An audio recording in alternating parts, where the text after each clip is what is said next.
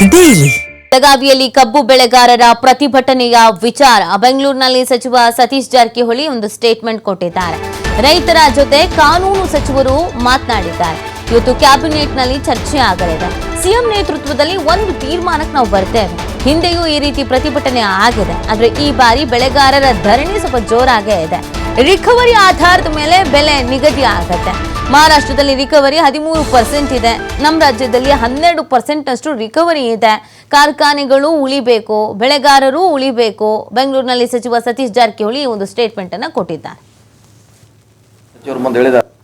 ಅತಿ ಹೆಚ್ಚು ಕಬ್ಬು ಬೆಳೆ ಪ್ರದೇಶ ಆಗಿದೆ.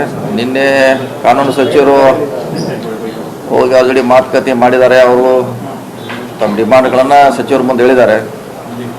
ಬಹುಶಃ ಇದು ಹೊತ್ತು ಕ್ಯಾಬಿನೆಟ್ನಲ್ಲಿ ಚರ್ಚೆ ಆಗತ್ತೆ. ನೋಡೋಣ ಅವ್ರು ಏನು ಹೇಳಿದ್ದಾರೆ. ಸರ್ಕಾರ ಅದಕ್ಕೆ ಯಾವ ರೀತಿ ಅವರ ಬೇಡಿಕೆಗೆ ಯಾವ ರೀತಿ ಈಡೇರಿಸಬೇಕಂತ ಚರ್ಚೆ ಆಗುತ್ತೆ. ಚರ್ಚೆ ಆದ್ಮೇಲೆ ಅಂತಿಮವಾಗಿ CM ನೇತೃತ್ವದಲ್ಲಿ ಒಂದು ತೀರ್ಮಾನಕ್ಕೆ ಬರ್ತೀವಿ.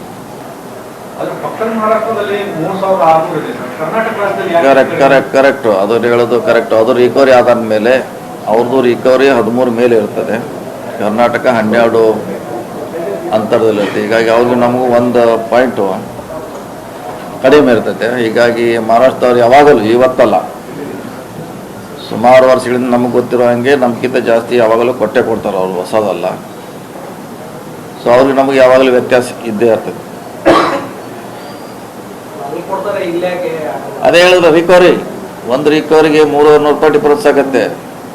ಒಂದು ರಿಕವರಿ ಅಂದರೆ 10 kg ಸಕ್ಕರೆ 35 ರೂಪಾಯಿ ಮಾರಾಟ ಮಾಡಿದ್ರೆ 350 ರೂಪಾಯಿ ಡಿಫರೆನ್ಸ್ ಆಗುತ್ತೆ.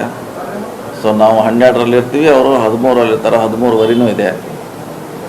ಕೆಲವು ಮಹಾರಾಷ್ಟ್ರದಲ್ಲಿ 14 ಕೂಡ ಇದೆ. ಸೊ ಹಿಂಗಾಗಿ ಅದಕ್ಕೆ ವ್ಯತ್ಯಾಸ ಆಗುತ್ತೆ. ಅದಕ್ಕೆ FRP ಅಂತ ಫಿಕ್ಸ್ ಮಾಡೋದು ಕೇಂದ್ರ ಸರ್ಕಾರ. ಅದು ಗೊತ್ತಿಲ್ಲ, ಅದು ಹೆಂಗೆ ಮಾಡ್ತಾರೆ ಏನು, ಯಾವ ರೀತಿ ವಯಾ ಮೀಡಿಯಾ. ಆ ಕಡೆ ರೈತರಿಗೂ ಅನುಕೂಲ ಆಗಬೇಕು, ಈ ಕಡೆ ಕಾರ್ಖಾನೆ ಕೂಡ ಉಳಿಬೇಕು.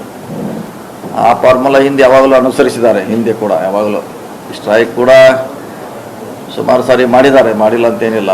ಆವಾಗ ಒಂದು ಯಾವ್ದಾರ ಹೊಂದಾಣಿಕೆ ಮಾಡುವಂಥ ಫಾರ್ಮುಲಾ ಹುಡುಕಿದ್ದಾರೆ.